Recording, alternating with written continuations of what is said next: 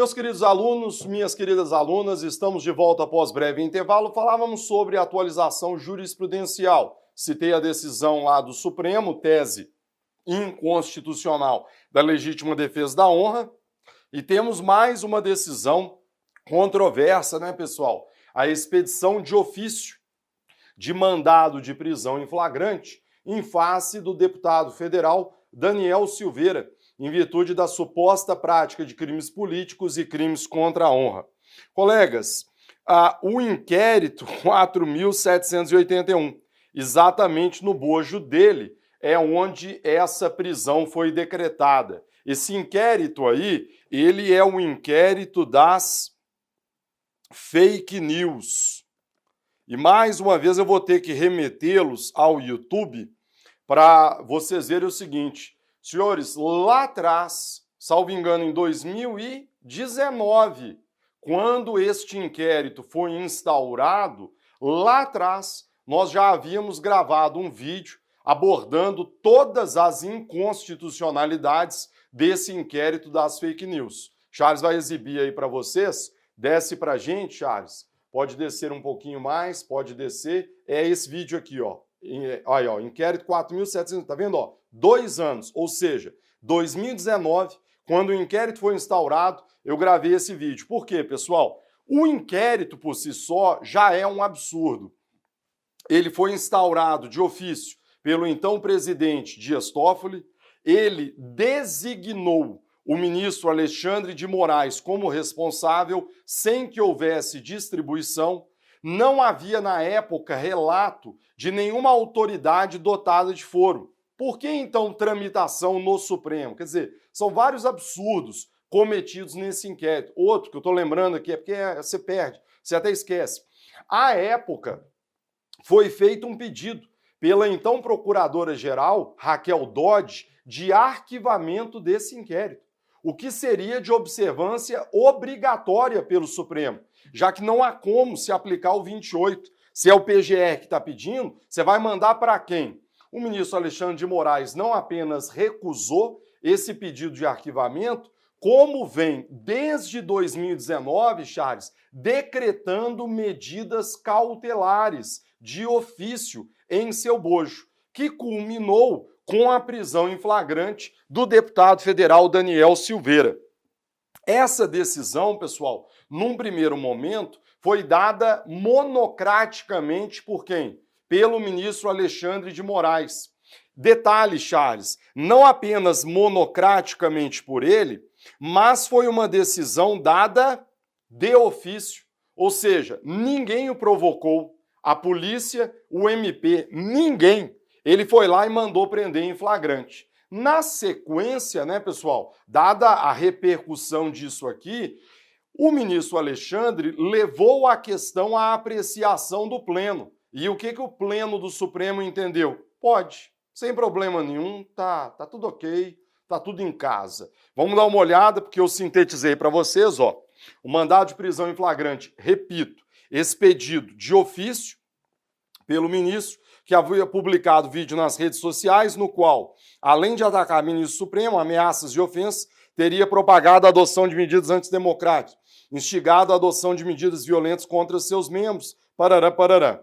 Na visão do Supremo, agora sim, foi levado no dia seguinte para o pleno, tais condutas, além de tipificarem crimes contra a honra do judiciário e ministros, são previstas na Lei de Segurança Nacional, e aí citam os artigos. Configurariam, ademais, hipótese de flagrante delito, pois verifica-se de maneira clara e evidente a perpetuação no tempo, uma vez que o vídeo permaneceu disponível e acessível a todos os usuários da rede mundial de computadores.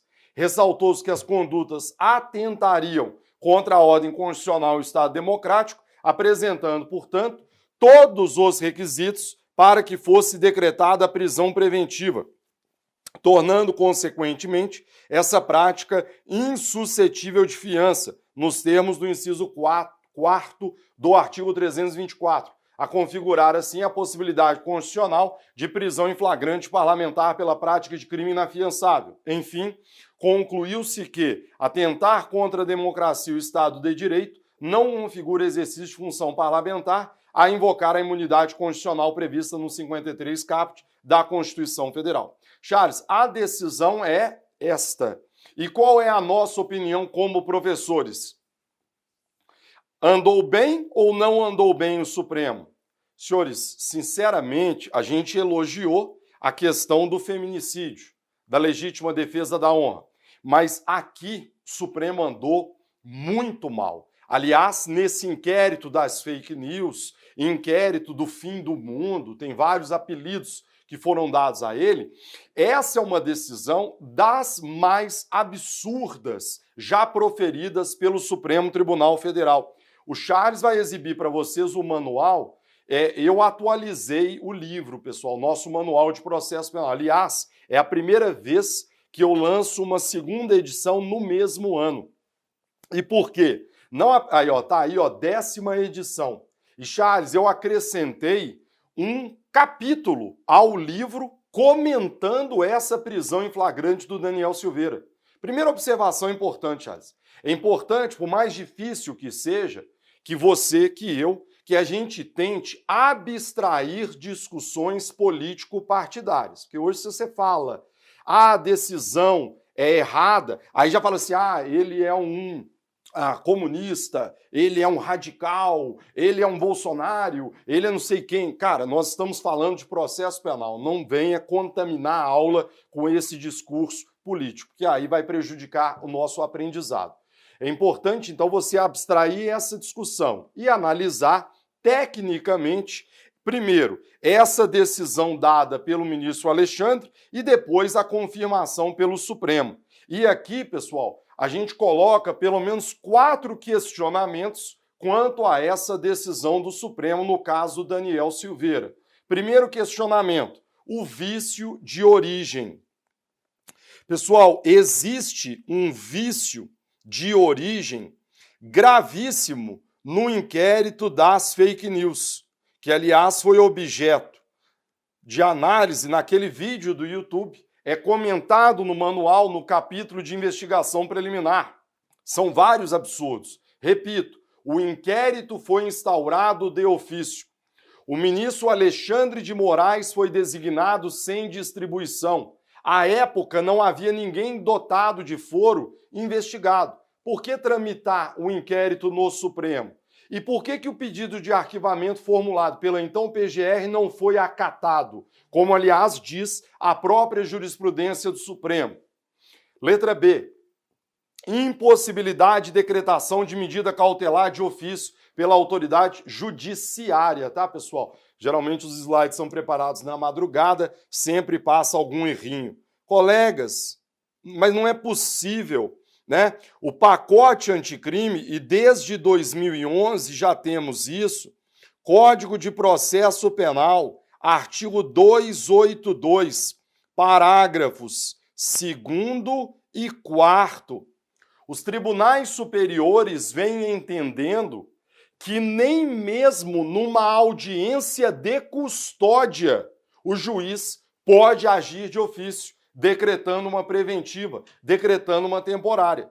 Então, Charles, como justificar a expedição de um mandado de prisão? Primeiro assim, prisão em flagrante não tem mandado.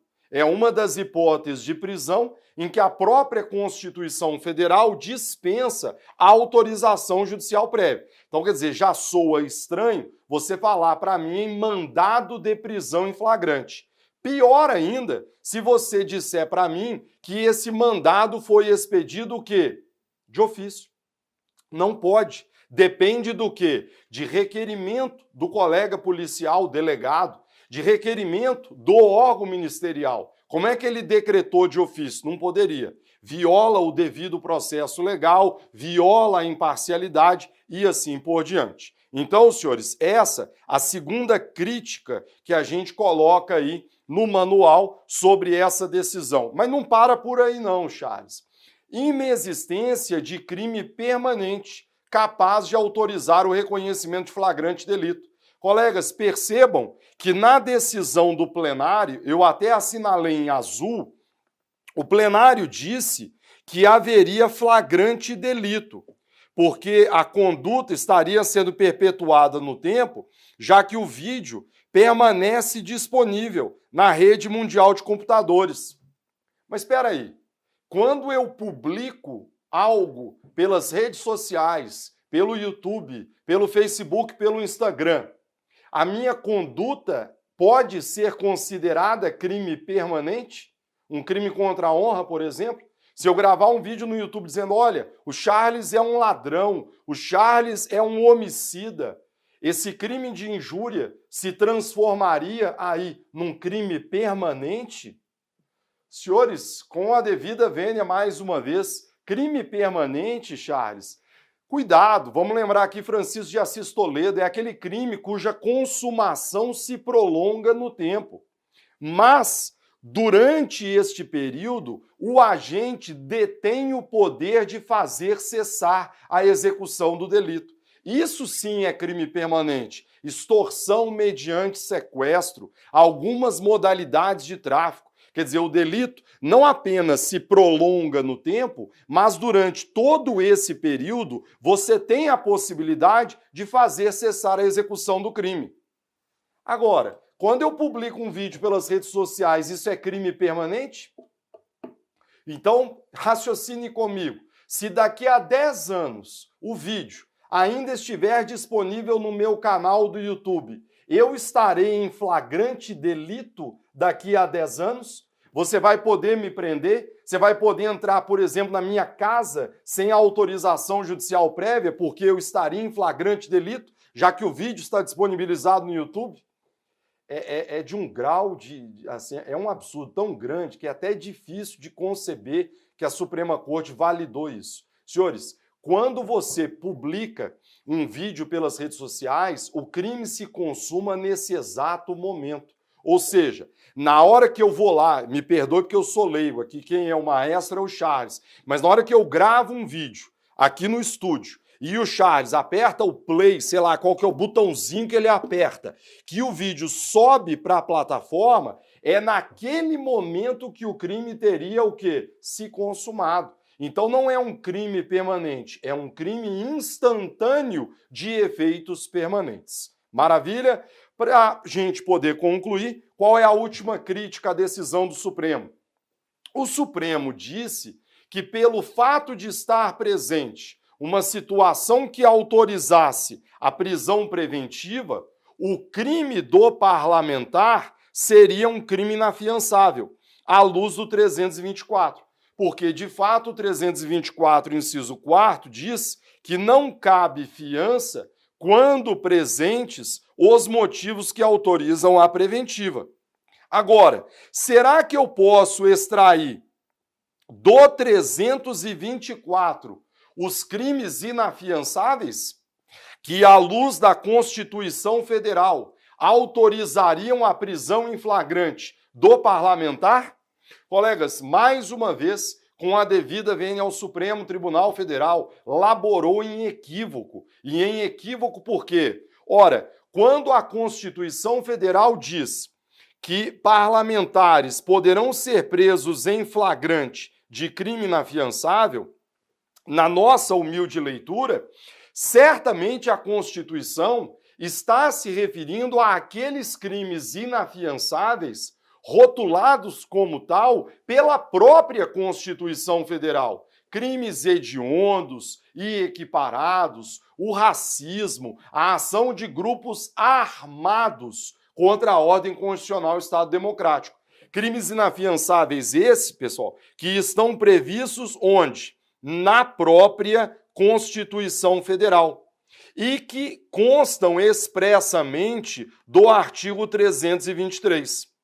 Então, na nossa humilde opinião, pessoal, quando a própria Constituição Federal autoriza a prisão em flagrante por crimes inafiançáveis, a correta leitura desse crime deveria ser feita à luz do 323. Racismo não foi o caso, tortura, tráfico, terrorismo e hediondos não foi o caso, crimes cometidos por grupos armados, civis ou militares, contra a ordem constitucional e o Estado democrático. A gente sabe que há toda uma engrenagem ligada a essas fake news, mas, salvo engano, eu não tenho conhecimento se esses grupos seriam armados. Então, em tese, não entraria também no inciso 3º. Então, na nossa humilde opinião, Charles, o Supremo erra também por considerar que o crime seria inafiançável. Não é, porque crimes inafiançáveis, à luz da Constituição Federal, são apenas os do 323. Legal? Então, mais uma decisão passível de críticas aí. Vamos em frente, pessoal.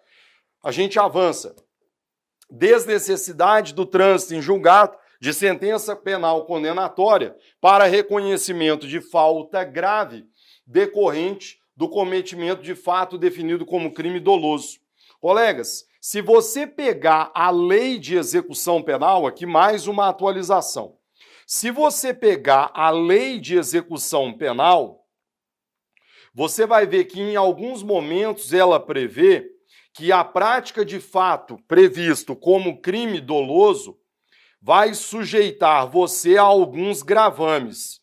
E aqui, a título de exemplo, eu cito para vocês o 52 caput da LEP, segundo o qual, a depender do preenchimento de mais alguns requisitos, o indivíduo poderá ser submetido ao regime disciplinar diferenciado. Então, o 52 diz assim, Charles, a prática de fato previsto como crime doloso constitui falta grave e, quando ocasionar subversão da ordem ou disciplina, sujeitará o preso provisório ou condenado nacional ou estrangeiro ao RDD. Aí surge uma questão interessante. Será que, para tanto, aqui no meu exemplo, para sujeitar o indivíduo ao RDD, este fato definido como crime doloso precisa ter sido reconhecido por uma decisão transitada em julgado? Essa é uma discussão interessante, pessoal, sobretudo se você conjugar aqui na análise a decisão dada pelo próprio Supremo Tribunal Federal lá nas ADCs 43, 44 e 54, em que o Supremo entendeu que já não é mais cabível a chamada execução provisória da pena, né? Alterando sua orientação em vigor até então, HC 126.292, o Supremo passou a entender que uma pena só poderá ser objeto de execução quando transitada em julgada a sentença condenatória. Agora, e no âmbito da LEP? E no âmbito da Lei de Execução Penal? Será que eu também preciso desse trânsito em julgado para sujeitar o indivíduo, no meu exemplo, ao RDD? E aí, Charles? Certamente que não, né, colegas? E não por quê? Ora, o processo de execução é um processo que precisa ser muito mais célere, muito mais dinâmico do que um processo penal. Imagine você se para sujeitar alguém ao RDD eu precisasse aguardar o trânsito em julgado. Quer dizer, quando transitasse em julgado essa decisão pelo fato previsto como crime doloso, leia-se, daqui a 20 anos, 30 anos, o indivíduo já teria cumprido a integralidade da sua pena, já não estaria mais nem preso naquele momento. Por isso, acertadamente, qual foi a tese de repercussão geral fixada pelo Supremo, pessoal, aí no tema de número 758, está aí exibido para vocês, vejam.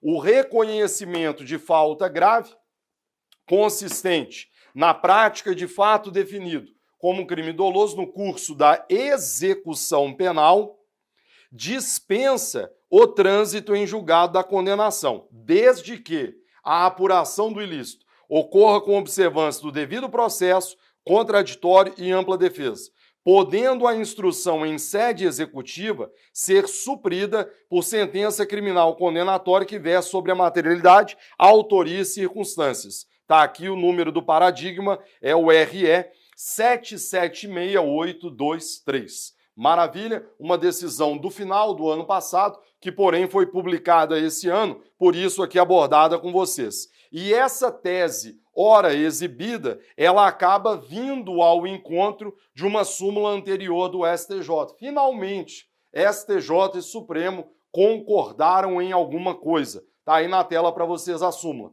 O reconhecimento de falta grave decorrente do cometimento de fato definido como crime doloso no cumprimento da pena, não precisa do trânsito em julgado.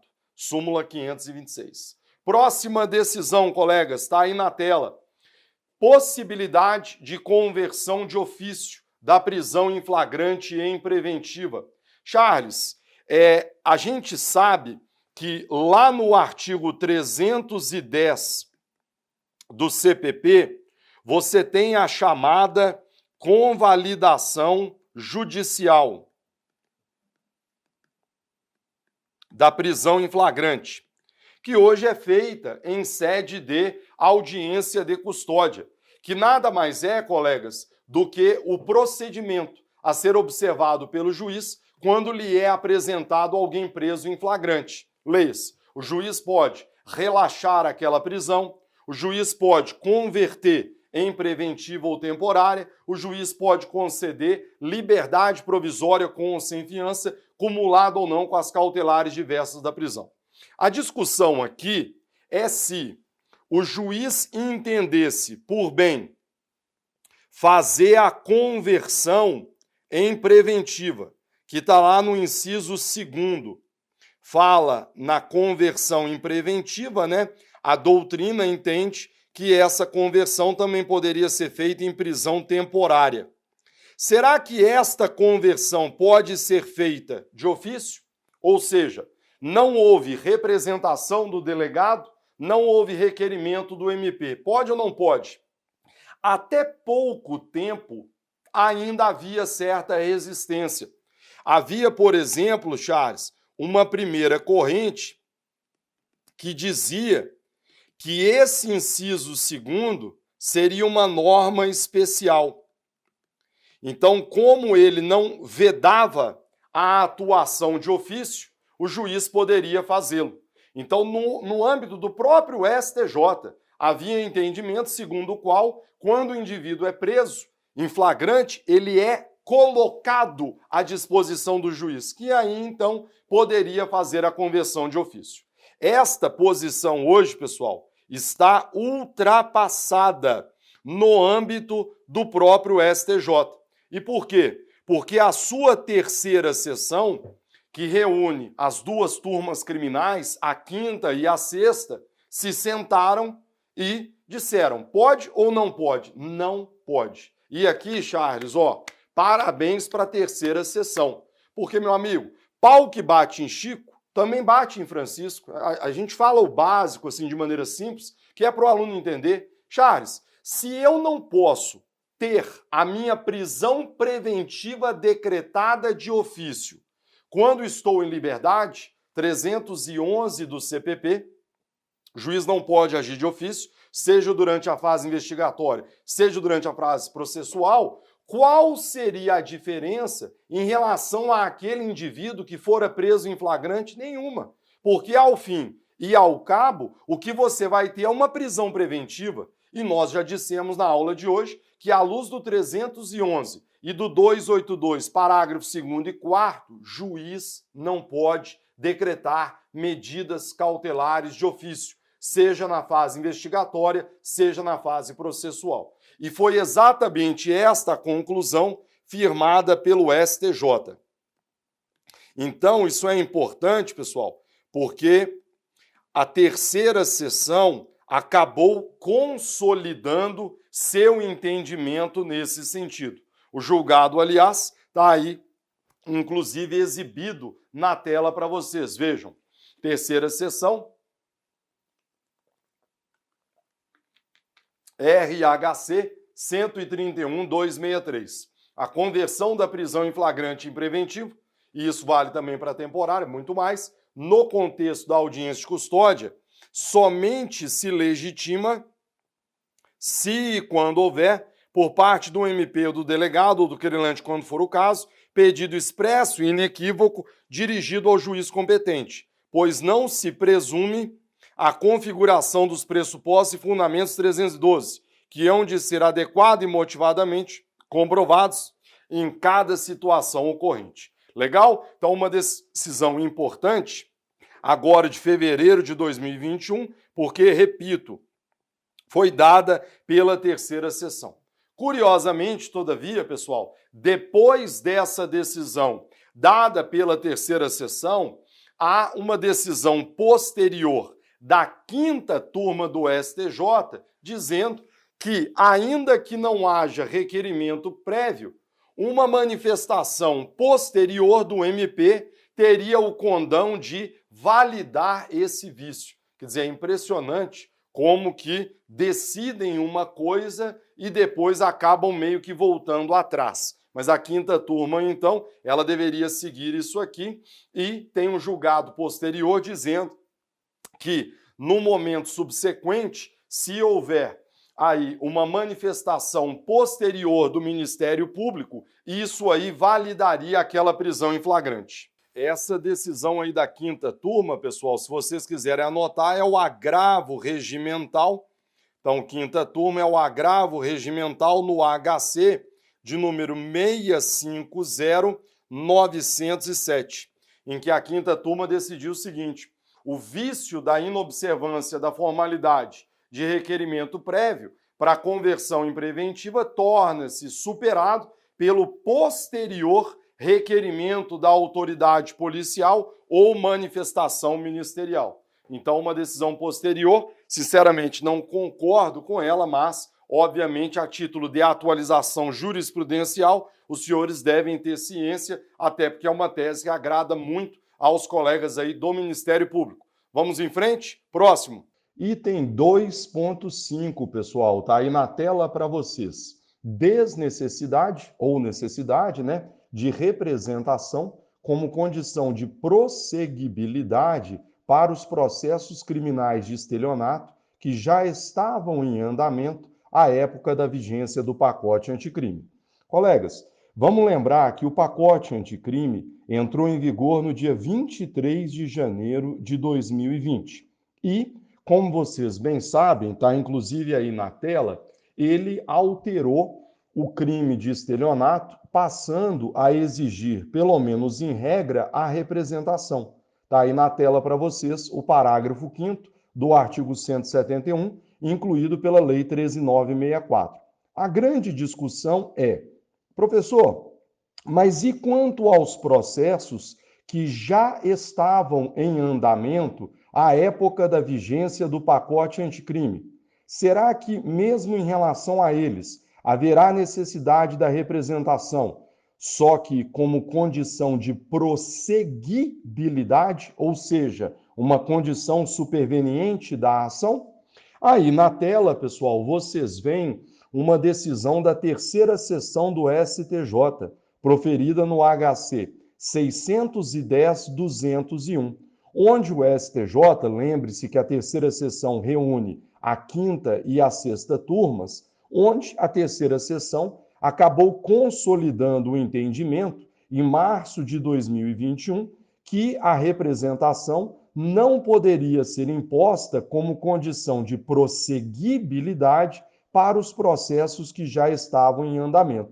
Essa orientação do STJ, pessoal, também encontra ressonância, está aí na tela para vocês, em precedentes da primeira turma do Supremo, como esse aí exibido, o HC 187-341, da primeira turma do Supremo, em que se reconheceu o quê? Vejam, inaplicável a retroatividade do parágrafo 5º do 171, as hipóteses em que o MP tiver oferecido a denúncia antes da vigência do pacote, uma vez que naquele momento a norma processual em vigor definia a ação para o estelionato como pública incondicionada, não exigindo qualquer condição de procedibilidade. A nova legislação não prevê a manifestação da vítima como condição de prosseguibilidade quando já oferecida a denúncia pelo MP. Ou seja, percebam então que a primeira turma vem ao encontro do entendimento firmado pela terceira seção do STJ. Eu chamo sua atenção, todavia, pessoal, para uma recentíssima decisão da segunda turma do Supremo Tribunal Federal. Vejam como está fácil falar sobre processo penal nos dias de hoje. Porque agora, em junho, mais precisamente no dia 22 de junho de 2021, no HC 180421. Houve um erro aqui de digitação da minha parte. A segunda turma entendeu em sentido contrário, pessoal. Vejam vocês. A segunda turma entendeu que a representação também será necessária para os processos que já estivessem em andamento. Vejam, abre aspas, a alteração promovida pelo pacote, que introduziu o parágrafo 5º, ao condicionar o exercício da pretensão punitiva à representação, deve ser aplicada de forma retroativa, a abranger tanto as ações penais não iniciadas, quanto as ações penais em curso até o trânsito em julgado. Então, uma decisão importantíssima da segunda turma, que, como disse, vem na contramão da orientação consolidada da terceira sessão do STJ e também de alguns precedentes aí da primeira turma do Supremo. Esse tema aí, ele é muito bem trabalhado no nosso manual de processo penal. Sugiro a cada um de vocês que façam a leitura lá no título de ação penal. Há um tópico falando sobre a ação penal no estelionato à luz do pacote anticrime. Vale a leitura até para dirimir toda essa controvérsia aí. Tranquilo? Vamos em frente, então. Próximo item. Consequência decorrente de sentença condenatória em relação ao HC impetrado para fins de trancamento do processo em virtude da ausência de justa causa. Charles, imagine que foi recebida contra mim uma denúncia. Esquece que eu sou promotor, que eu teria foro, parará. Primeira instância, o juiz recebeu uma denúncia contra mim. Cabe recurso contra essa decisão? Em tese, não. Não há recurso adequado contra o recebimento da peça acusatória. O que você vai tentar é o trancamento desse processo, geralmente através de HC, quando houver risco à liberdade de locomoção. Caso contrário, mandado de segurança. Discute-se, nesse caso, se você impetra um HC e, antes do tribunal TJ, STJ, Supremo, analisar o habeas corpus, houver a superveniência de uma sentença condenatória. Será que aquele HC ainda pode ser apreciado? Finalmente, os tribunais pacificaram o entendimento no sentido que não pode. E por uma razão muito óbvia, pessoal. O exame a ser feito na hora do julgamento de um HC é um exame muito mais superficial do que aquele feito pelo magistrado em primeira instância. Leia-se. Se houve toda uma instrução probatória e houve a produção de uma prova em juízo que levou o magistrado a condenar, é óbvio que essa análise ela não pode ser feita em sede de habeas corpus. Então o STJ, inclusive, sumulou essa matéria na súmula 648. Vejam, a superveniência de sentença condenatória prejudica o pedido de trancamento da ação penal feito em habeas corpus. Óbvio, né, pessoal? Se o seu pedido estiver relacionado à ausência de justa causa.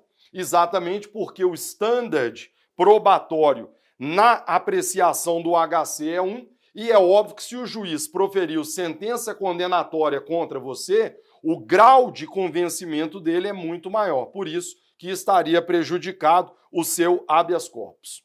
Continue comigo.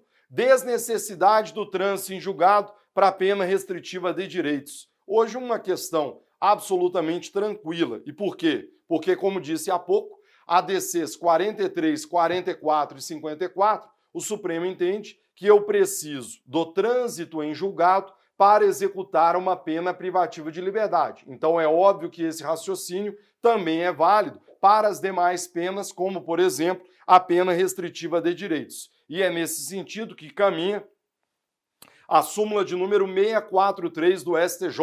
A execução da pena restritiva de direitos depende do trânsito em julgado. Então essa súmula hoje bem tranquila, ela acaba vindo ao encontro, como disse há pouco, da decisão dada pelo Supremo nas ADCs 43, 44 e 54. Se eu preciso do trânsito em julgado para executar uma pena privativa de liberdade, nada mais lógico do que exigir o mesmo trânsito em julgado para uma pena restritiva de direitos. Legal? Charles, para a gente poder concluir, necessidade de apresentação de mandato por núcleos de prática jurídica.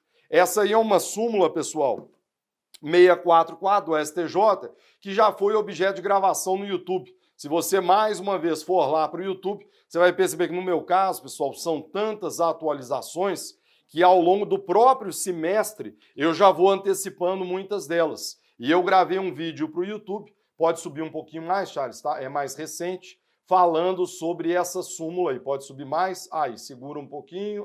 Pode subir. Imputação patrimonial, pode subir. Aqui, ó, súmula 644 do STJ. É esse aí, feito há 2 meses. É exatamente esse tópico. Legal? Senhores, agradeço a vocês pela atenção. 1 hora, né? Trazendo muitas novidades, principalmente no plano jurisprudencial, já que no YouTube eu já havia gravado vários vídeos abordando as mudanças legislativas.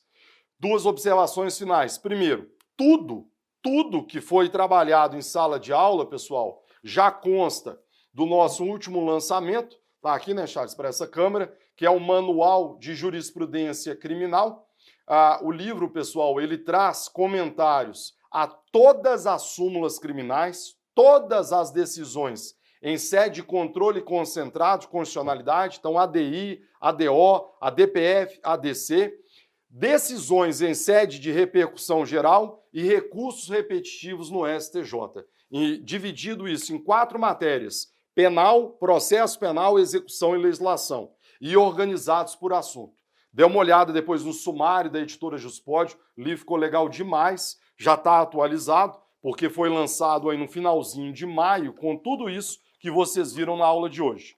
O nosso Manual de Processo Penal, pessoal, a 10ª edição, que foi lançada no dia 25 de junho de 2021, é a 2ª edição do ano de 2021, também está atualizada com tudo que você ouviu, vetos, nova competência territorial para estelionato, toda essa novidade jurisprudencial, está tudo colocado lá. E lembro a você que ainda não conhecia o G7 Jurídico, que as aulas dos cursos regulares terão início logo no início de agosto. Então, meu amigo, com os concursos voltando, tem vai ter uma avalanche de concurso a partir do 2º semestre. Sugiro que você olhe aí os cursos, a MP, Magistratura, Intensivo 1 e 2. As aulas de processo penal são todas ministradas por mim, tá? Legislação especial são 12 aulas, tenho certeza que você não vai se arrepender. Legal? Agradeço ao Charles pelo excelente trabalho de gravação e agradeço ao senhor, à senhora, pelo seu tempo, pela sua atenção. Espero que a nossa semana de atualização seja bastante produtiva. Fiquem todos com Deus, bons estudos, se cuidem e até aí o nosso próximo encontro. Tchau!